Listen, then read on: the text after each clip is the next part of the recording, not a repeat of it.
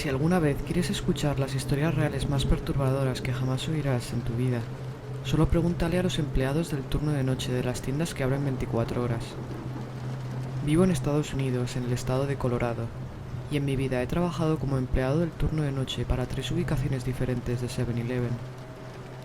Para aquellos que no sean de Estados Unidos y no conozcan estas tiendas, los 7-Eleven son tiendas de artículos básicos de alimentación, droguería y refrescos que abren 24 horas todos los días del año.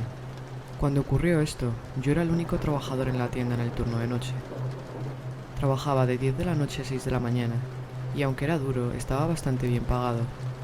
La tienda en la que trabajaba en ese momento era la única tienda abierta por la noche en un radio de 10 kilómetros por lo menos.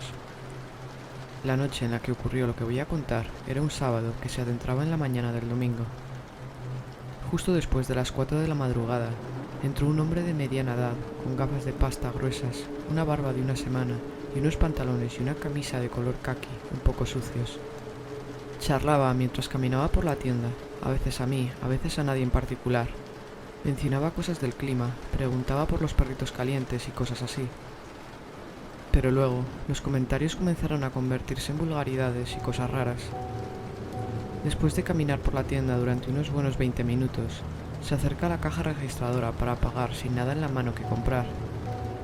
Le pregunté si necesitaba ayuda con algo, y él paró unos segundos como si estuviera pensando, y luego me preguntó: ¿has oído hablar del anticristo? Me quedé parado mirándole, y después de lo que pareció una eternidad, pensé que era mejor responder algo. Sé lo suficiente, supongo.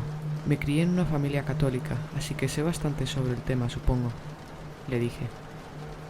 Él me miró fijamente con los ojos muy abiertos y la boca fruncida. No estaba seguro de si estaba a punto de morderme la cara o besarme los labios, y no poder notar la diferencia me inquietaba. Debería comprar un perrito caliente, dijo el hombre de repente. Ah, ok. ¿Cuál quiere?, le respondí. Uno de los grandes. Quiero disfrutarlo, porque no habrá más perritos calientes una vez que venga el anticristo, contestó el hombre.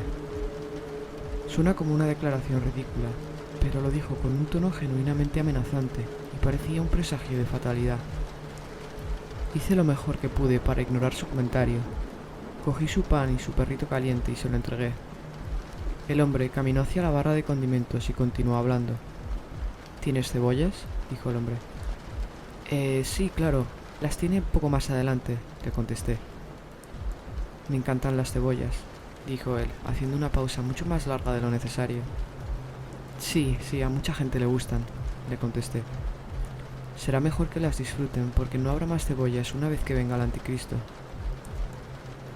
Realmente no hay forma de responder a esto, así que traté de volver a mi trabajo sin hacerle enfadar, mientras él se ponía ketchup y mostaza en el perrito.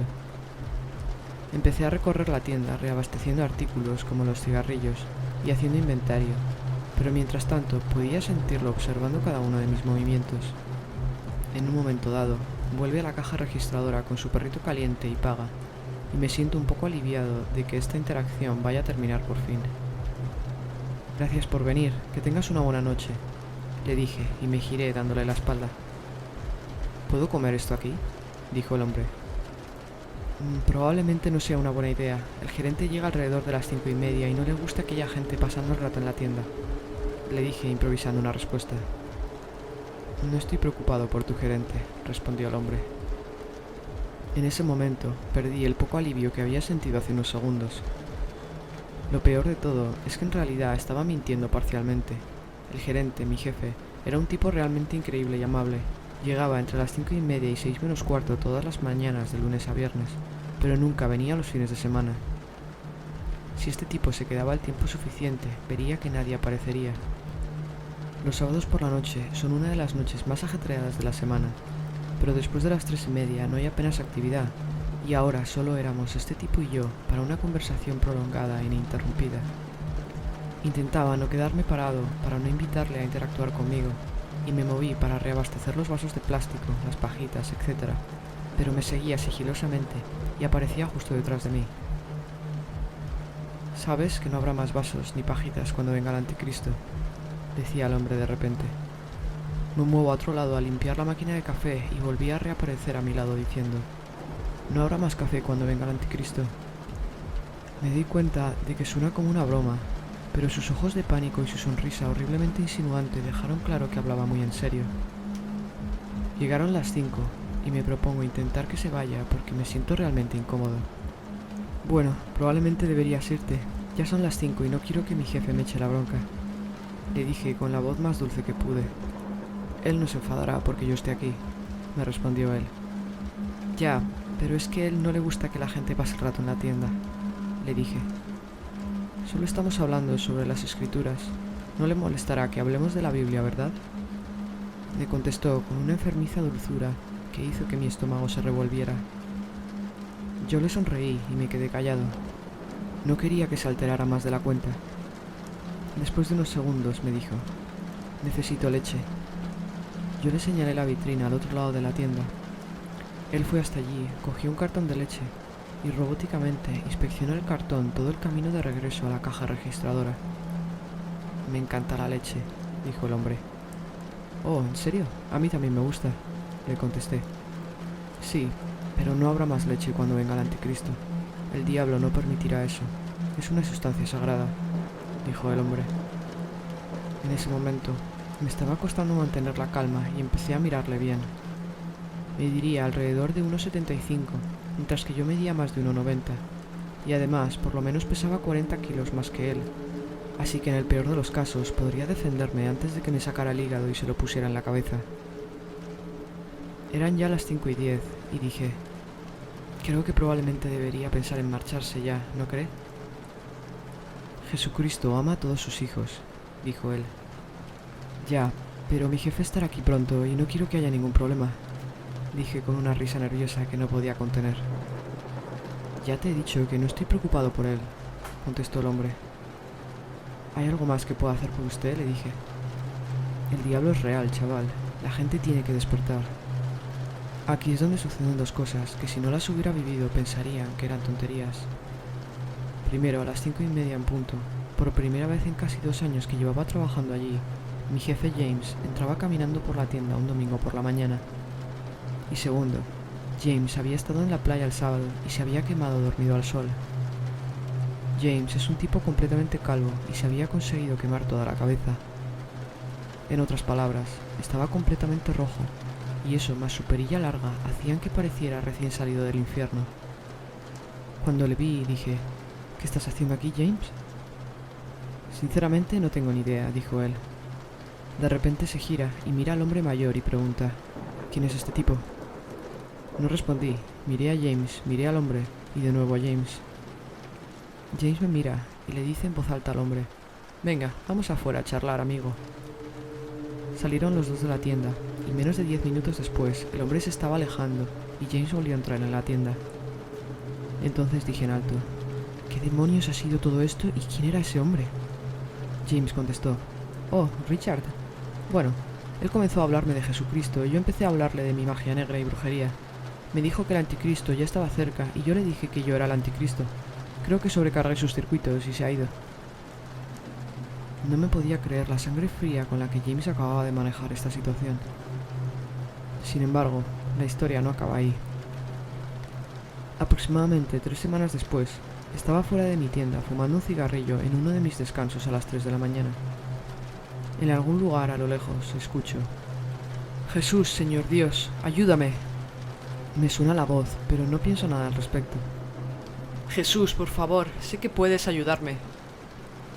Está más cerca ahora, y de hecho pienso para mí mismo: oh, por favor, que no sea Richard.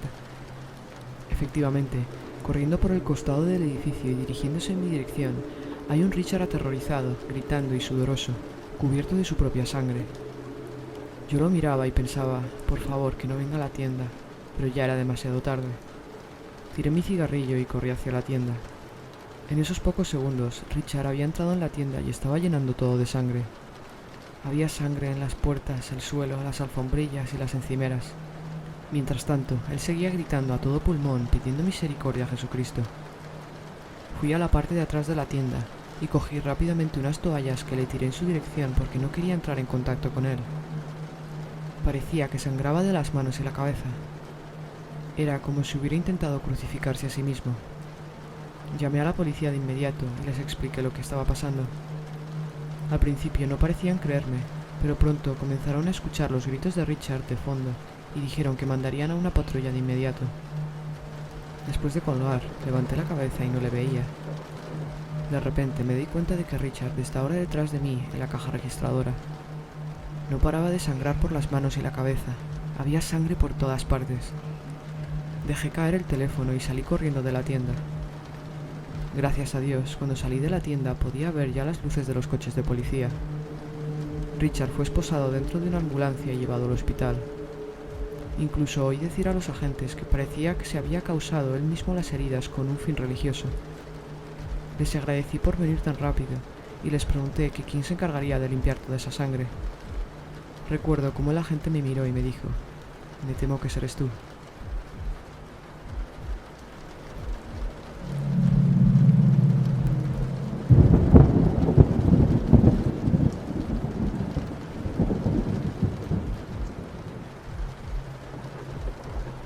Soy de un pequeño pueblo de los Apalaches, en el estado de Virginia, con una población de menos de 7.000 habitantes. Había alrededor de 80 personas en mi clase de secundaria, y la gente en general es muy confiada. Esta historia tuvo lugar hace poco menos de un año. Yo era un chico de 20 años en ese momento, y acababa de ingresar en mi tercer año de universidad a unas 3 horas de mi ciudad natal. En el instituto tenía un grupo estrecho de amigos. Éramos un grupo de 8 chicos. Como ocurre siempre, las cosas cambiaron cuando fuimos a nuestras respectivas universidades. Perdí el contacto con muchos de ellos, pero mantuve el contacto con 2, Mac y Devon. Un lunes, en el mes de septiembre, recibí una llamada de mi madre contándome que el padre de Devon había muerto en un accidente de coche de camino al trabajo. Fue una colisión repentina pero letal con un camión semirremolque. La familia de Devon no era de la zona. Se había mudado a mi ciudad durante el instituto porque su padre había conseguido un trabajo allí. Al no tener familia y un grupo disperso de amigos, no tenía muchas personas en las que apoyarse durante este tiempo. Mac me contactó y quería saber si planeaba asistir al funeral, que estaba planeado para el viernes por la mañana. Tenía una clase importante el viernes por la tarde, pero le dije que iría esa noche para mantener entretenido a Devon. Mac hizo el viaje de 6 horas desde su universidad para asistir al funeral, y yo llegué a la ciudad más tarde esa noche. Decidimos que los 3 pasaríamos unas horas en la casa de Mac.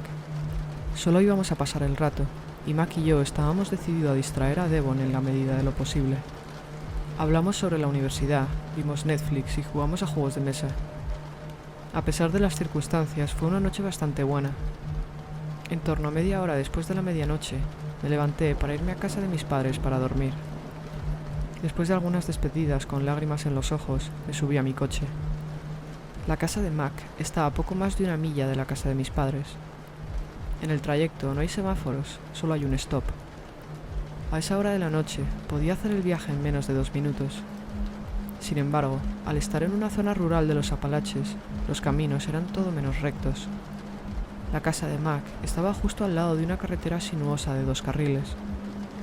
Había varias curvas ciegas que te impiden ver lo que viene más adelante, y no hay ni farolas ni ninguna otra luz. Salí de la casa de Mac y empiezo lo que pensé que sería un viaje breve y sin incidentes a casa de mis padres. Entro en la primera curva ciega y me recibe algo totalmente inesperado. Aparece un coche. Era un sedán blanco modelo antiguo. Está mitad en mi carril y mitad fuera de la carretera. Tengo que desviarme rápidamente para evitar golpearlo, y me doy cuenta de una figura que agita los brazos mientras piso los frenos a fondo. Termino parado a un lado de la carretera. No hay arcén, por lo que mi coche está parado entre la carretera y el césped, a unos 30 metros más allá del otro coche. En este punto, debería haber seguido y llamado a la policía para pedir ayuda, pero no lo hice. Ignoré ese sentimiento en mis entrañas de peligro. Estacioné mi coche y abrí la puerta. Salí e inmediatamente me di cuenta de los daños del vehículo. La parte delantera tenía daños graves. No había otros coches alrededor, así que concluyo que el conductor debía haber chocado con un árbol o algún animal. Sin embargo, está todo muy oscuro, así que me cuesta entender exactamente qué había pasado. Por la luz roja emitida por mis luces traseras, vi a la figura acercándose a mí. Era un hombre de unos 50 años, con pelo y barba canosos. Vestía unos pantalones vaqueros, una camisa gris bastante sucia y una gorra de béisbol. «Gracias por parar, necesito algo de ayuda», empezó diciéndome el hombre. ¿Qué ha pasado exactamente? ¿Quieres que llame a alguien? Le pregunté. No, intenté llamar a mi hermano, pero no me lo cogió. Vive justo al final de la calle, me dijo él. Vaya, ¿quieres que llame a la policía? Le pregunté. No, por favor, no llames a la policía. Solo necesito que alguien saque mi coche de allí, dijo él mientras señalaba al borde inclinado de la carretera. Necesito a alguien con un camión. Mi hermano tiene uno, continuó diciendo. Se acercó a mí y empecé a distinguir más sus rasgos. Me fijé que era un poco más bajito que yo, pero mucho más grande y más pesado. Bueno, yo no tengo un camión, así que supongo que no puedo ayudarte, le dije. Empezaba a sentirme muy incómodo. Había algo raro en su voz, una monotonía, como si no tuviera nada de emoción por la situación en la que se encontraba. Siguió acercándose hacia mí mientras empecé a caminar hacia la puerta de mi coche. Llévame a la casa de mi hermano, por favor. Vive justo al final de la calle, me dijo el hombre mientras señalaba en la dirección opuesta a mi casa. Tengo que llegar a casa, mi familia me está esperando, lo siento, le dije. Esto era mentira. Todos en mi familia llevarían durmiendo durante horas y yo todavía estaba en la casa de Mac, por lo que ellos sabían. Solo tomará un minuto, vive en Langmore Road. Su casa está solo a 1 milla de distancia, dijo el hombre mientras caminaba hacia el lado del pasajero de mi coche. Mi corazón estaba acelerándose y mi mente iba a 1000 por hora. Quiero largarme de allí, pero no veo la forma de hacerlo. Las puertas de mi coche están abiertas y él se estaba acercando mucho. Aunque me esforzara por ir lo más rápido posible, no me daría tiempo a entrar y cerrar las puertas antes de que él abriera la del copiloto. Y tampoco podía arrancarlo y alejarme antes de que él entrara. Viendo que no tenía muchas opciones, decidí ir por la ruta cordial. Conocí a Langmore Road. El novio de mi hermana vivía allí y sabía que estaba a menos de 1 milla de donde estábamos, así que decidí llevarle. Tal vez estaba diciendo la verdad y tal vez estaba haciendo una buena obra. De acuerdo, entra y te llevo, le dije. Cuando entré en el coche, como las puertas estaban abiertas, las luces interiores de mi coche estaban encendidas y pude verle bien por primera vez. Estaba sucio, muy sucio. Tenía las manos grasientas, la camisa llena de agujeros y literalmente había moscas agrupándose a su alrededor. Mi coche instantáneamente olía a sudor y a olor corporal. Sentí un arrepentimiento inmediato. Estaba claro que era una idea horrible. Mis padres me habían enseñado sobre esto. Mi madre en concreto era adicta a las series de criminales y siempre me advertía sobre situaciones como esta. El hombre cerró la puerta y las luces del interior se apagaron. Hice un cambio de sentido y empecé a dirigirme hacia Langmore Road. El hombre insistió en hablar conmigo durante el trayecto. Me preguntó mi nombre, dónde vivía, que a qué me dedicaba y otras cosas, pero evité responder a las preguntas que considero demasiado personales, porque no quería que él supiera demasiado de mí. Empecé a tener la clara sensación de que algo andaba mal con él. Hablaba sin emoción ni ningún tipo de inflexión en su voz. A veces le costaba pronunciar las palabras y me daba la impresión de que hubiera tomado alguna sustancia, legal o ilegal. Estamos entrando en Langmore Road cuando empieza a decir lo mucho que le gusta mi coche. Mi coche es de una marca extranjera, en un modelo bastante bonito, que mis padres compraron cuando cumplí los 16 años. El hombre está entonces frotando con su mano grasienta el salpicadero de mi coche. Este es un buen coche, muy bonito. Mataría por tener un coche como este, dijo el hombre con mucha seriedad. No lo tomé inmediatamente como una amenaza, ya que no había absolutamente ninguna emoción en su voz, y es una expresión bastante común. Sin embargo, me estaba empezando a sentir muy incómodo. Cuando pasamos por la casa del novio de mi hermana, mi corazón se hundió. No había coches allí, no había ningún tipo de luz encendida. Estaba claro que no había nadie en casa. En ese momento, me sentí completamente solo y vulnerable. No podría pedir ayuda si la necesitaba. Cuando íbamos por la mitad de la calle, el hombre me dice que la casa de su hermano está 1 milla más adelante. Le dije que pensaba que la casa de su hermano estaba a 1 milla de distancia de la carretera inicial, pero él me respondió que no, que se habría expresado mal y que estaba a 1 milla de donde estábamos ahora. Yo seguí conduciendo, pero mirando mi odómetro para ver si era cierto o no. Condujimos en silencio ese tramo. El hombre todavía estaba acariciando mi salpicadero, pero ahora en silencio. Avanzamos unos 3/4 de milla más por la calle cuando le pregunto que cuánto más. Creo que el hombre puede ver ahora que me estoy irritando. Sigue recto y gira ahora a la derecha, dijo el hombre. Me detengo en medio de la calle cuando llegó el giro. Estaba señalando a un camino de grava a la derecha. Apenas era lo suficientemente ancho para mi coche y subí hacia la montaña. «Vive a 1 milla por este camino», dijo el hombre. De ninguna manera me iba a meter por ese camino de grava desolado y oscuro.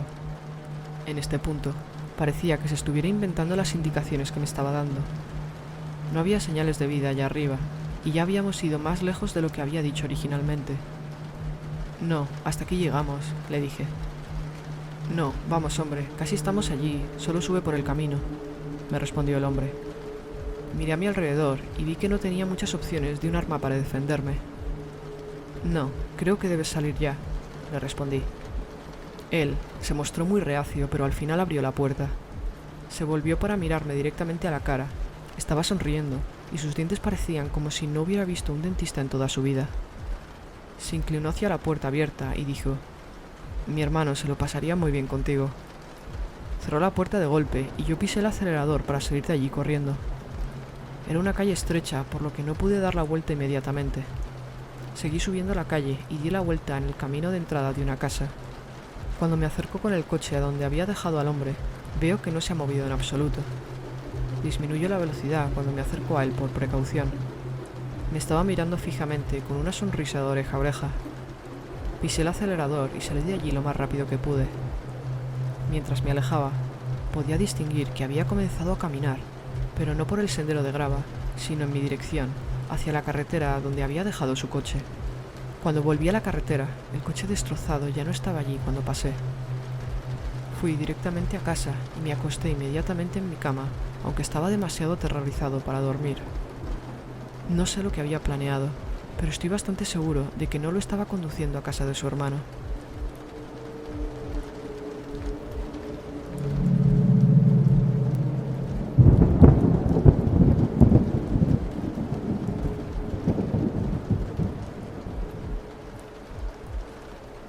Mi primer año de universidad fue uno de los años más divertidos de mi vida, y algunos de mis mejores recuerdos son de ese año. Pero también fue el año más aterrador y extraño hasta la fecha. Me llamo Daniel, y tengo ahora 31 años, y solo he hablado de esto 1 o 2 veces desde que sucedió hace 13 años.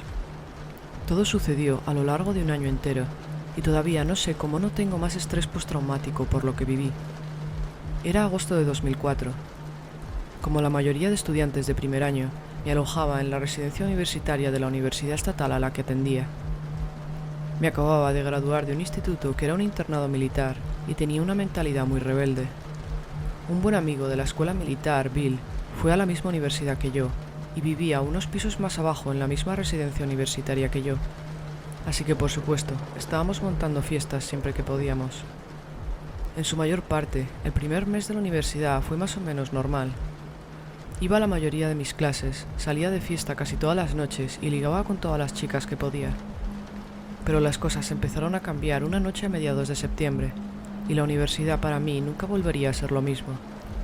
Entonces, ninguno teníamos teléfono móvil, y una noche el teléfono fijo de mi dormitorio sonó en medio de la noche. Respondí y al otro lado sonó una voz computerizada. Sonaba algo así como los primeros modelos GPS para automóviles. Hola, Daniel. ¿Cómo estás hoy? Yo todavía estaba un poco dormido y confundido. ¿Perdón? ¿Quién es? Y la voz inmediatamente repitió. Hola, Daniel. ¿Cómo estás hoy? Queda claro que me están gastando una broma o algo parecido, así que cuelgo y me río entre dientes pensando en que Bill me la está jugando. Sin pensarlo, me vuelvo a la cama y me vuelvo a dormir. Termino olvidándome de la llamada por unos días, y nunca lo menciono a Bill ni a nadie más. Aproximadamente 1 semana después, recibo otra llamada a la misma hora en medio de la noche. Hola, Daniel. Te estoy observando. Bonito, muy cliché, pensé. En serio, Bill, ¿cómo no se te ocurren cosas más originales que decir? Deja de llamar, que vas a despertar a mis compañeros de dormitorio. Después de eso, colgué y me fui a la cama. A la mañana siguiente, en el desayuno, decido confrontar a mi amigo Bill sin tratar de darle mucha satisfacción que pueda incentivarle a seguir con la broma. Tampoco estaba 100% seguro de que fuera él y no algún otro de mis amigos, pero aún así decidí hacerlo. Él me respondió genuinamente confundido sobre lo que estaba diciendo, así que decidí dejar el tema pensando que estaba aparentando no saber nada. Un par de días después llegué a casa y vi que tenía varios mensajes en mi contestador automático. No sabía ni que ese contestador funcionaba, no lo había usado todavía. Empiezo a reproducir los mensajes y otra vez la voz computerizada. El primer mensaje decía: Hola Daniel, te estoy mirando. El segundo mensaje decía algo así como: Daniel, pensé que te había pedido que respondieras a mis llamadas. Y finalmente el último mensaje decía: ¿Dónde podría estar Daniel un martes por la tarde? Estaba seguro de que uno o varios de mis amigos estaban gastándome una broma pesada y buscaban una reacción de mí. Al día siguiente, reproduzco los mensajes para Kevin, que además de ser mi compañero de dormitorio, era un amigo desde que estábamos en secundaria. Kevin es un tío muy sensato y no da ninguna importancia a los primeros dos mensajes, pero para el tercero estaba ya un poco asustado. Luego me acerco a las habitaciones de un par de amigos y les comento lo de las llamadas, pero nadie sabe nada. Durante los siguientes días presiono a todos mis amigos cercanos y semicercanos, incluyendo a Bill, pero obtengo 0 respuestas y 0 sospechosos. Durante los siguientes 2 meses, las llamadas comienzan a llegar con más frecuencia. Al principio comienzan siendo una vez a la semana, luego pasaron a ser cada 2 o 3 días, y para las navidades ya llamaban todos los días. Para las vacaciones de Navidad vuelvo a casa con mi familia, pero no les comento nada sobre las llamadas, aunque mirando atrás debería haberlo hecho. Había hecho un buen comienzo en la universidad, pero estas llamadas habían empezado a afectarme y se veía reflejado en mis notas. Las vacaciones de Navidad fueron un buen descanso y volví a la universidad con la determinación de redirigir la situación y empezar a estudiar más. La primera noche de regreso recibo mi primera llamada postvacacional. Descolgué el teléfono y escuché: ¿Cómo está tu familia en Cypress, Daniel? Me quedé helado. Cypress es el suburbio de la ciudad natal donde nací y me crié, y es donde había pasado las vacaciones. ¿Cómo sabía esta gente dónde había pasado mis vacaciones? Para entonces, todos mis amigos me habían prometido y jurado que no tenían nada que ver con las llamadas, y sabía que decían la verdad. Ninguno de ellos seguiría con una broma tan pesada viendo cómo me estaba afectando. Las llamadas se volvieron entonces muy amenazantes y francamente oscuras. Estoy muy interesado, Daniel, en estar cerca de ti. Tengo herramientas que puedo llevar. Todo va a terminar pronto. Un día llevé a Bill y a todos mis amigos a escuchar los mensajes. Nunca borré ninguno y los tenía todos guardados en el contestador automático. Supongo que cuando las cosas suceden en largos periodos de tiempo, realmente no sientes el impacto acumulativo hasta que lo ves todo completo. Mis amigos estaban todos en estado de shock.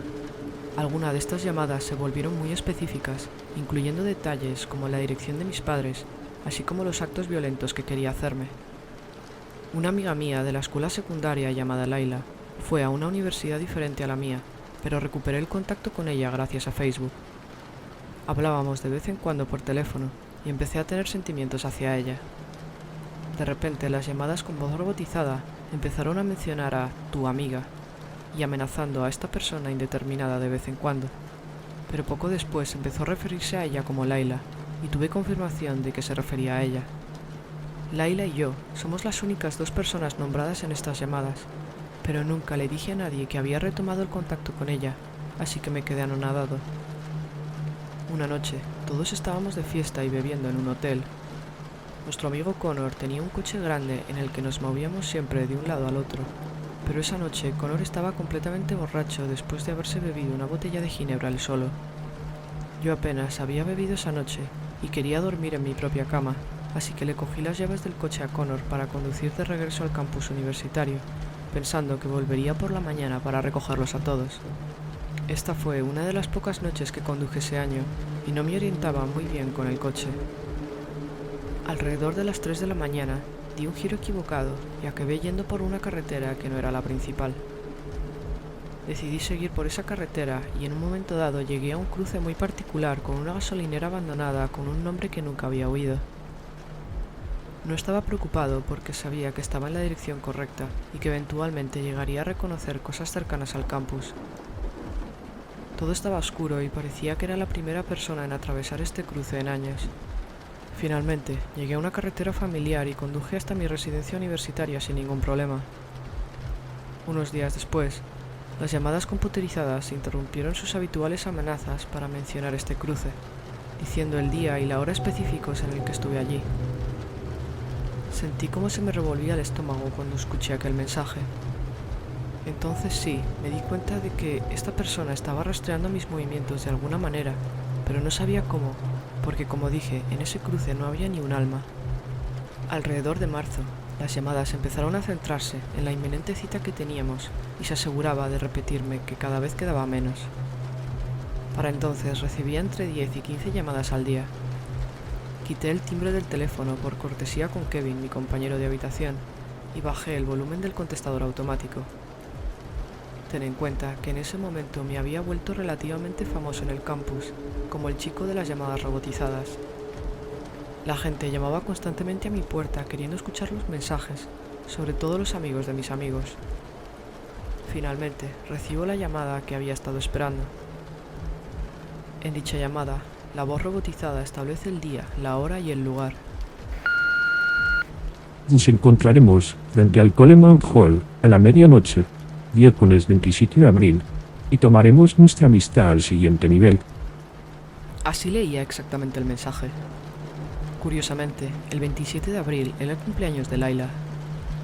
Por supuesto, cuando llegó este mensaje todo el mundo quería formar parte de esta historia, y todo el mundo quería saber cómo se resolvía. Mis amigos más cercanos estaban preparados para defenderme con sus vidas si hacía falta. El 27 de abril llegó, y mientras mis amigos se divertían en las zonas comunes de la residencia, yo me quedé en casa esa tarde preguntándome qué iba a hacer a medianoche. Estaba decidido a ir, pero esto no era una situación normal y no sabía qué podía esperar.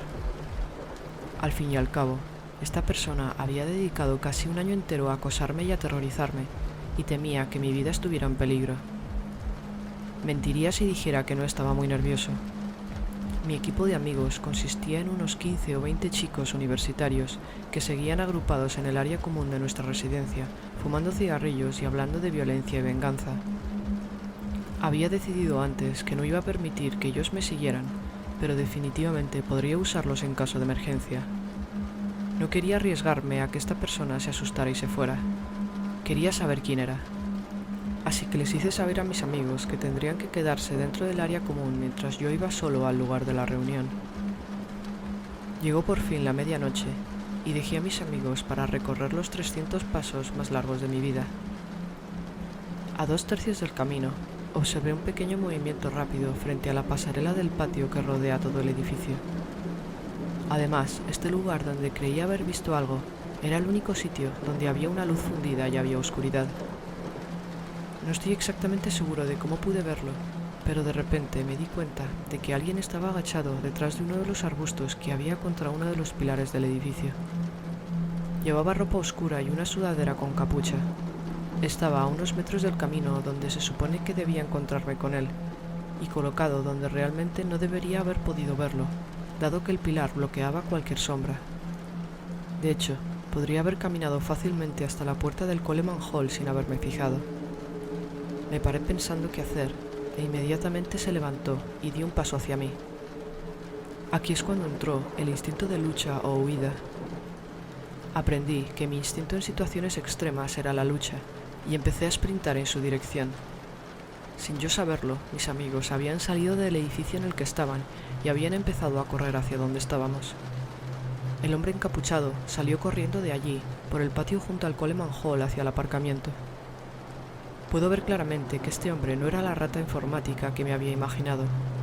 Este hombre tenía una clara complexión atlética, medía por lo menos 1,90 y tenía unos hombros anchos. Yo le estoy persiguiendo lo más rápido que puedo y me estoy acercando a él poco a poco. Cuando el hombre llegó al borde del edificio, hizo un giro a la derecha hacia el aparcamiento. Cuando doy la vuelta a la esquina, veo que hay una camioneta blanca parada sola en el aparcamiento. Hay un hombre en el asiento del conductor y un hombre en el costado manejando la puerta lateral corrediza. El hombre encapuchado seguía corriendo directo hacia la camioneta sin mirar atrás. Yo solo pensaba en alcanzarle y tirarle al suelo. Había perdido un año de mi vida gracias a este acosador y no me importaba lo que me pudiera pasar. Estaba probablemente a unos 20 metros de distancia cuando el hombre se metió de un salto por la puerta lateral de la camioneta. El hombre del costado se mete también y cierra la puerta dando un portazo, e inmediatamente la camioneta sale de allí chirriando las ruedas en el asfalto. Estaba claro que estos tres psicópatas planeaban secuestrarme, y esa camioneta era su vehículo de huida, pero les había salido mal el plan. Me quedé sin palabras, al igual que mi pelotón de amigos cuando me alcanzaron un minuto después. Algunos de ellos llegaron a tiempo para presenciar la escena del aparcamiento, pero nadie dijo nada. Había una clara preocupación genuina y seria entre todos nosotros. Finalmente, comenzamos a caminar de regreso y estoy reviviendo la escena mientras volvemos sobre nuestros pasos. A medida que nos acercamos al punto de encuentro original, veo algo que me asusta aún más de lo que acabo de vivir. En el lado opuesto del pilar donde el hombre estaba agazapado, hay una cámara de vídeo colocada en un trípode que estaba apuntando justo al lugar de la quedada, y todavía estaba grabando. Como he dicho, apenas he hablado de esto en estos 13 años que han pasado. No sé qué querrían esos tres hombres conmigo y espero no averiguarlo nunca.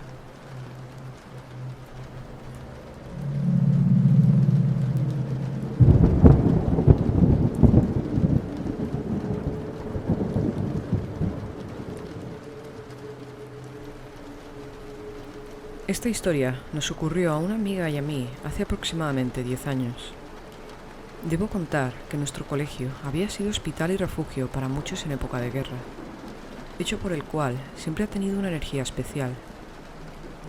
Como cada tarde, emprendimos el camino hacia el instituto, y como cada martes, nuestra sobremesa se alejaba bastante de un café, una charla o incluso una siesta. Historia, inglés, filosofía, lengua y literatura eran nuestras primeras horas, y tras el descanso de 15 breves minutos, nos esperaban las clases de arte y psicología. Ese segundo día de la semana, las primeras horas se desarrollaron como de costumbre sin ninguna novedad, pero la cosa cambió al entrar al aula de arte. Esa estancia es bastante grande y las mesas están dispuestas en 3 filas frente a la del profesor y la pizarra. Tiene varios armarios donde se guardan utensilios, pinturas y enseres propias de la asignatura. 2 estatuas blancas presiden la clase. Además, el único ventanal que hay tiene una vidriera con cristales de colores parecidos a los de muchas iglesias y es imposible de abrir.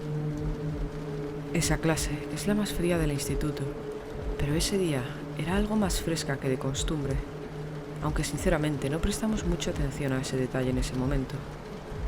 Mi amiga y yo siempre nos sentábamos en la última fila junto con otra chica que es muy sensible, pero justamente el día que nos pasó esto, ella no estaba en clase.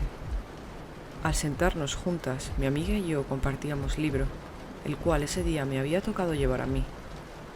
Saqué mis hojas en blanco y negro, colocándolas después en medio de las dos para poder seguir la clase o tomar apuntes si era necesario. Cuando apenas faltaba media hora para acabar, noté intranquilidad en mi compañera de pupitre.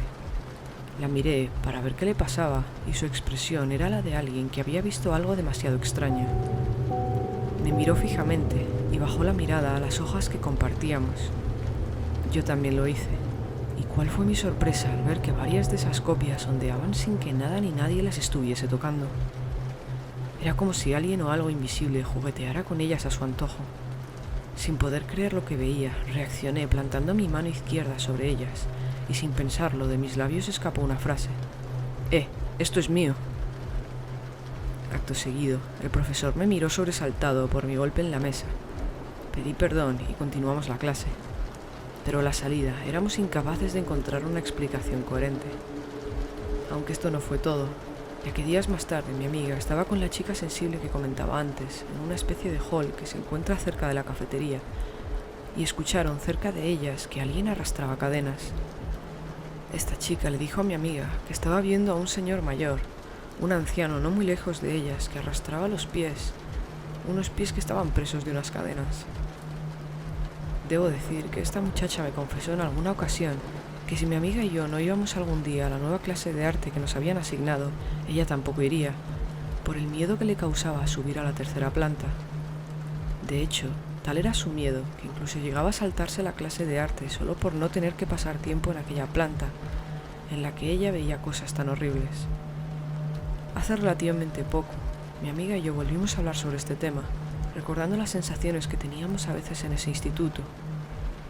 Hemos vuelto a hablar de esta situación y un escalofrío nos ha recorrido, ya que 10 años después seguimos sin encontrar una explicación aparente.